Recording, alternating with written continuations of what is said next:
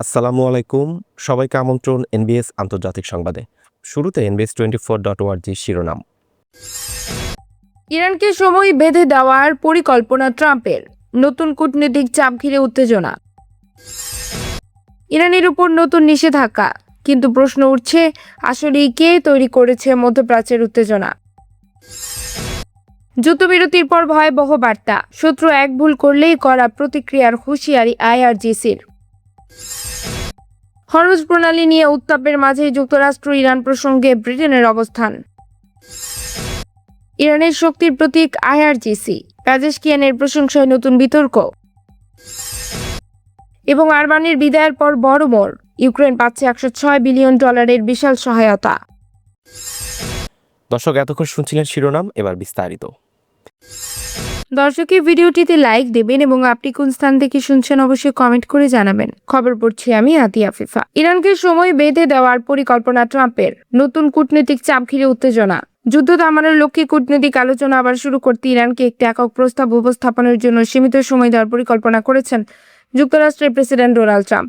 Trump প্রশাসনের অভ্যন্তরীণ আলোচনার সঙ্গে যুক্ত দুইটি সূত্র CNN-কে তথ্য জানিয়েছে। তবে এই বার্তাটি ইরানের কাছে আনুষ্ঠানিকভাবে পৌঁছেছে কিনা তা এখনো স্পষ্ট হয়নি বলে জানানো হয়েছে। সূত্রগুলোর মতে বর্তমান মার্কিন প্রশাসন যুদ্ধবিরতির মেয়াদ অনির্দিষ্টকালের জন্য বাড়ানোর পক্ষে নয়।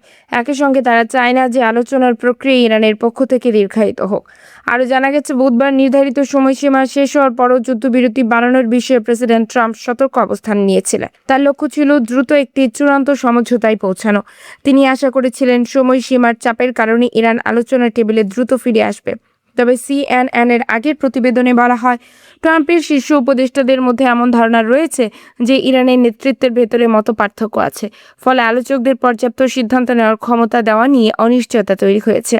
সূত্রগুলো আরও জানায়, ইরানকে একক প্রস্তাব আনার সময় দেওয়ার সিদ্ধান্ত মূল কূটনৈতিকভাবে সমাধানের প্রতি প্রশাসনের আগ্রহকে দেখায়। একই সঙ্গে এটি সামরিক পদক্ষেপ আবার শুরু করার বিষয়ে তাদের সতর্ক অবস্থানেরও ইঙ্গিত দেয়। এদিকে প্রেসিডেন্ট ট্রাম্প মনে করেন, আলোচনার সময় হরমুজ প্রণালীতে যুক্তরাষ্ট্রের নৌ অবরোধ ইরানের উপর চাপ তৈরি করবে। তবে তার ঘনিষ্ঠদের মধ্যেও স্বীকার করা হচ্ছে যে এই অবরোধ দীর্ঘ হলে বৈশ্বিক অর্থনীতিতে নেতিবাচক প্রভাব পড়তে পারে। ইরানের উপর নতুন নিষেধাজ্ঞা, কিন্তু প্রশ্ন উঠছে আসলে কে তৈরি করছে মধ্যপ্রাচ্যের উত্তেজনা। মধ্যপ্রাচ্য ও হরমুজ প্রণালীকে ঘিরে চলমান উত্তেজনার মধ্যেই আবারও ইরানের উপর নতুন নিষেধাজ্ঞা আরোপ করেছে যুক্তরাষ্ট্র। মঙ্গলবার 21 এপ্রিল এই বিষয়ে ঘোষণা দেয় মার্কিন অর্থ বিভাগ। তাদের দাবি, ইরানের অস্ত্র তৈরির সরঞ্জাম সংগ্রহে সহায়তা করার অভিযোগে মোট 14 ব্যক্তি ও প্রতিষ্ঠানের উপরে নিষেধাজ্ঞা দেওয়া হয়েছে। এ তথ্য জানিয়েছে আল জাজিরা। মার্কিন অর্থমন্ত্রী স্কট বেসেন্ট এক বিবৃতিতে বলেন, জ্বালানি বাজারে অস্থিরতা তৈরি এবং ক্ষেপণাস্ত্র ড্রোন ব্যবহারের অভিযোগে ইরানকে জবাবদিহির মুখে পড়তে হবে। তবে ইরানের দৃষ্টিকোণ থেকে দেখা গেল, তারা বরাবরই নিজেদের প্রতিরক্ষা শক্তি জোরদারের কথা বলে এসেছে, বিশেষ করে আঞ্চলিক চাপ ও হামলার প্রেক্ষাপটে। মার্কিন প্রশাসন জানিয়েছেন, প্রেসিডেন্ট ট্রাম্পের নেতৃত্বে অর্থনৈতিক চাপ বাড়ানোর যে নীতি নেওয়া হয়েছে তার অংশ হিসেবে এই পদক্ষেপ। তাদের ভাষায়, ইরানের অর্থনৈতিক উৎস ও সহযোগীদের কার্যক্রম বন্ধে এই উদ্যোগ চলবে। এই নিষেধাজ্ঞা কার্যকর করা হয়েছে ইরান, তুরস্ক, সংযুক্ত আরব আমিরাত ভিত্তিক কিছু ব্যক্তি ও প্রতিষ্ঠানের উপর। এর মধ্যে দুবাইয়ের একটি প্রতিষ্ঠানও রয়েছে। যুক্তরাষ্ট্রের অভিযোগে প্রতিষ্ঠানটি ইরানের বিমান সংস্থার জন্য ড্রোন ও বিমানের যন্ত্রাংশ সংগ্রহ করত। এছাড়া তেহরানের সঙ্গে সম্পৃক্ত থাকার অভিযোগে কয়েকজন ব্যক্তির উপর নিষেধাজ্ঞাও দেওয়া হয়েছে। মার্কিন অর্থ বিভাগের মতে, তারা ধারাবাহিকভাবে ইরানের ক্ষেপণাস্ত্র কর্মসূচি সীমিত করার চেষ্টা চালিয়ে যাচ্ছে। অন্যদিকে ইরান তাদের প্রতিরক্ষা সক্ষমতা পুনর্গঠনের চেষ্টা অব্যাহত রেখেছে বলে ধারণা করা হচ্ছে। এই নিষেধাজ্ঞার ফলে সংশ্লিষ্ট ব্যক্তি ও প্রতিষ্ঠানের যুক্তরাষ্ট্রে থাকা সম্পদ জব্দ করা হবে এবং মার্কিন নাগরিকদের তাদের সঙ্গে লেনদেন নিষিদ্ধ থাকবে। ট্রাম্প প্রশাসন একে তাদের সর্বোচ্চ চাপ প্রয়োগের অংশ হিসেবে তুলে ধরেছে। তবে বিশ্লেষকদের মতে, এই ধরনের চাপ পরিস্থিতিকে আরও জটিল করে তুলতে পারে। সংঘাত কমাতে ছাড় আদায়ের লক্ষ্যে ইরানের উপর অর্থনৈতিক চাপ বাড়ানোর কৌশল নেওয়া হয়েছে বলে মনে করা হচ্ছে। তবে ইরান বরাবরই বলে আসছে যে কোনো সমঝোতার আগেই এই নিষেধাজ্ঞা প্রত্যাহার করা প্রয়োজন। যুদ্ধবিরতির পর ভয়াবহ বার্তা, শত্রু এক ভুল করলেই করা প্রতিক্রিয়ার হুঁশিয়ারি IRGCর। যুদ্ধবিরতির পর যদি শত্রুপক্ষ ইসলামী প্রজাতন্ত্র ইরানের বিরুদ্ধে কোনো ধরনের আগ্রাসন বা সীমা লঙ্ঘন করে, তাহলে Islamic revolutionary guard corps IRGC জনগণের নির্দেশের লক্ষ্যে প্রতিক্রিয়া জানাবে, এমন মন্তব্য করেছে সংস্থাটির এরোস্পেস কমান্ডার। মঙ্গলবার এই বক্তব্য দেন ব্রিগেডিয়ার জেনারেল সৈয়দ মাজিদ মুসাভির। তিনি ইরানের জনগণের উদ্দেশ্যে একটি বার্তায় কথা বলেন, যেখানে তিনি সাম্প্রতিক সময়ের আরোপিত যুদ্ধ পরিস্থিতিতে জনগণের সমর্থনের জন্য কৃতজ্ঞতা প্রকাশ করেন। তিনি বলেন, গত 50 দিনের বেশি সময় ধরে ইরানি জনগণ সশস্ত্র বাহিনীর পাশে থেকে রাস্তায় ও বিভিন্ন শহরের স্কোয়ারে অবস্থান নিয়েছেন, যা বাহিনীর মনোবল বাড়িয়েছে। মুসাবি আরও বলেন, আপনাদের সন্তানরা দীর্ঘ সময় ধরে ক্ষেপণাস্ত্র উৎক্ষেপণ স্থানের পাশে অবস্থান করেও বিভিন্ন চাপ ও শক্তিকে মোকাবেলা করেছে। যুদ্ধবিরতির সময়েও তারা সতর্ক অবস্থায় ছিল এবং দেশের নিরাপত্তা রক্ষায় প্রস্তুত ছিল। তিনি জনগণকে আশ্বস্ত করে বলেন, আইআরজিসি যে কোনো পরিস্থিতিতে দেশের নিরাপত্তা রক্ষায় সম্পূর্ণ প্রস্তুত। তিনি আরও মন্তব্য করেন, যুদ্ধবিরতির পর যদি কোনো পক্ষ ইরানের বিরুদ্ধে আগ্রাসন চালায়, তাহলে প্রতিক্রিয়া হবে জনগণের সিদ্ধান্ত ও নির্দেশনা অনুযায়ী। এছাড়া তিনি আঞ্চলিক দেশগুলোর প্রতি সতর্ক বার্তা দেন, যাতে তারা কোনো বাহ্যিক শক্তির সঙ্গে সহযোগিতার মাধ্যমে ইরানের বিরুদ্ধে ব্যবহৃত না হয়। তার ভাষায়, এমন পরিস্থিতি হলে এর আঞ্চলিক প্রভাব গুরুতর হতে পারে। এদিকে মঙ্গলবার রাতে চলমান 2 সপ্তাহের যুদ্ধবিরতির মেয়াদ শেষ হওয়ার কথা থাকলেও আলোচনার অগ্রগতি না থাকায় যুক্তরাষ্ট্রের প্রেসিডেন্ট ডোনাল্ড ট্রাম্প একতরফাভাবে এর মেয়াদ বাড়ানোর ঘোষণা দিয়েছেন। ইরান এখন এই ঘোষণার আনুষ্ঠানিক জবাব দেয়নি, তবে তার আগেই বলেছে যে কোনো ধরনের অবৈধ নৌ অবরোধ প্রত্যাহার করা জরুরি। উল্লেখ্য, ফেব্রুয়ারিতে যুক্তরাষ্ট্র ইসরায়েল জোটের সঙ্গে ইরানের মধ্যে সংঘাত শুরু হয়, যা প্রায় 40 দিন পর একটি সমঝোতার মাধ্যমে থেমে যায়। তখন যুদ্ধ শেষ করার জন্য কিছু প্রস্তাব সামনে আসে বলে জানা যায়। তবে পরবর্তীতে বিভিন্ন পক্ষ থেকে যুদ্ধবিরতি লঙ্ঘনের অভিযোগও উঠেছে, যা পরিস্থিতিকে আরও জটিল করে তুলেছে। হরমুজ প্রণালী নিয়ে উত্তাপের মাঝে যুক্তরাষ্ট্র ইরান প্রসঙ্গে ব্রিটেনের অবস্থান। যুক্তরাষ্ট্র ইরানের মধ্যে চলমান যুদ্ধবিরতির মেয়াদ বাড়ানোর সিদ্ধান্তকে স্বাগত জানিয়েছে ব্রিটেন। একই সঙ্গে দেশটি দ্রুত আলোচনায় ফেরার এবং হরমুজ প্রণালী সম্পূর্ণভাবে খুলে দেওয়ার আহ্বান জানিয়েছে। এই তথ্য জানিয়েছে ইরান ইন্টারন্যাশনাল। বুধবার ব্রিটেনের স্বরাষ্ট্রমন্ত্রী ইভেট কুপার বলেন, যুদ্ধবিরতির মেয়াদ বাড়ানোকে তারা ইতিবাচক হিসেবে দেখছে। তার মতে এখন প্রয়োজন আলোচনা পুনরায় শুরু করা এবং একটি স্থায়ী সমঝোতায় পৌঁছানো। তিনি আরও বলেন, হরমুজ প্রণালী যেন কোনো ধরনের বিধিনিষেধ বা টোল ছাড়াই সম্পূর্ণভাবে খুলে দেওয়া হয়, সেটি ব্রিটেনের প্রত্যাশা। ইভেট কুপার সতর্ক করে বলেন, যদি আবারও সংঘাত শুরু হয়, তাহলে এর প্রভাব শুধু মধ্যপ্রাচ্যে সীমাবদ্ধ থাকবে না, বরং বৈশ্বিক অর্থনীতি এবং সাধারণ মানুষের জীবনযাত্রার ব্যয়ে বড় ধরনের চাপ তৈরি হতে পারে। এদিকে মার্কিন প্রেসিডেন্ট ডোনাল্ড ট্রাম্প হরমুজ প্রণালী পরিস্থিতি নিয়ে মন্তব্য করেছেন। বুধবার 22 এপ্রিল সামাজিক যোগাযোগ মাধ্যম ট্রুথ সোশ্যালে দেওয়া এক পোস্টে তিনি বলেন, প্রণালীটি বন্ধ থাকায় ইরানের অর্থনৈতিক পরিস্থিতি চাপের মধ্যে রয়েছে। তার দাবি অনুযায়ী ইরান দ্রুত এই নৌপথ খুলে দিতে চাইছে, কারণ এর মাধ্যমে তারা অর্থনৈতিক ক্ষতি কমাতে পারবে। ট্রাম্প আরও লেখেন, প্রণালী খোলা থাকলে ইরান প্রতিদিন বড় অঙ্কের আয় করতে পারে, আর বন্ধ থাকলে সেই অর্থনৈতিক সুবিধা হারাতে হবে।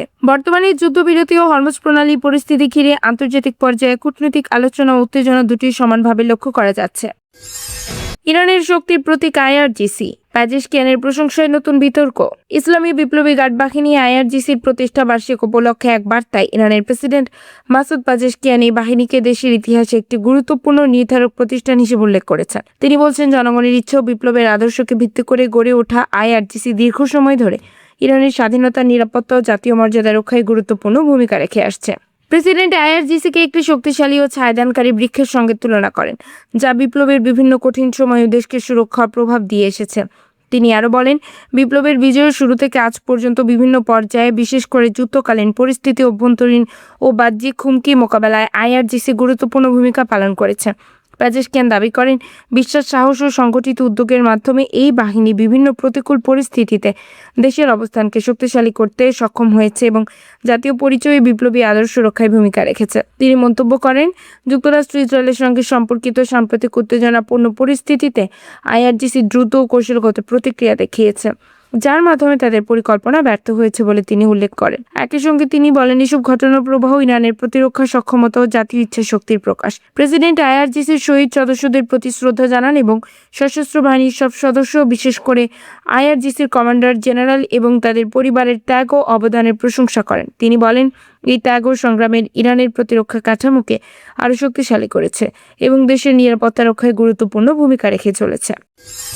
অরবানের বিদায়ের পর বড় মোড়, ইউক্রেন পাচ্ছে $106 বিলিয়ন বেশি সহায়তা। দীর্ঘ টানাপোড়েনের পর অবশেষে যুদ্ধ বিধ্বস্ত ইউক্রেনের জন্য বড় একটি আর্থিক সহায়তা অনুমোদন করেছে ইউরোপীয় ইউনিয়ন ইইউ।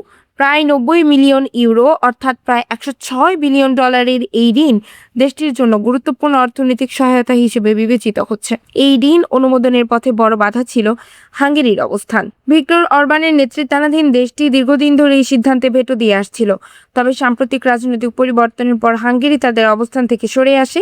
ফলে সহায়তা অনুমোদনের সহজ হয় পথ। ব্লুমবার্গের তথ্য অনুযায়ী বুধবার 22 এপ্রিল ইইউ এর রাষ্ট্রদূতদের এক বৈঠকে এই ঋণ ছাড়ের প্রাথমিক অনুমোদন দেওয়া হয়। বিষয়টি নিশ্চিত করেছে বর্তমানে ইইউ সভাপতিত্বে থাকা সাইপ্রাস। একই সময় ইউক্রেন জানায় তারা দ্রুজবা পাইপলাইনের ক্ষতিগ্রস্ত অংশ মেরামত করেছে।